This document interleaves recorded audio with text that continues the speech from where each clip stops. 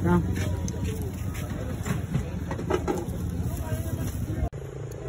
Yun pala kami digdi sa New Road kan San Vicente.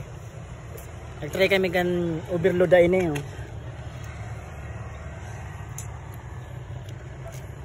Overload sa cheese.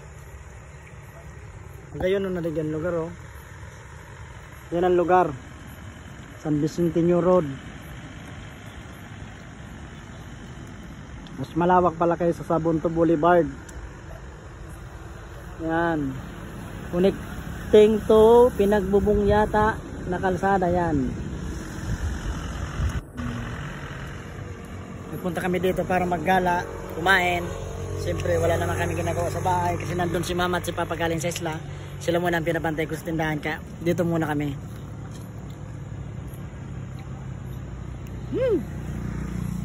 Nagkakan muna tayo.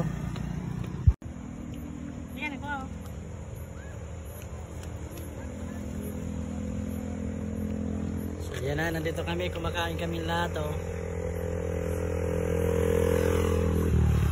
Wala kami magawa sa bahay kasi boring na sa pumunta Baco City.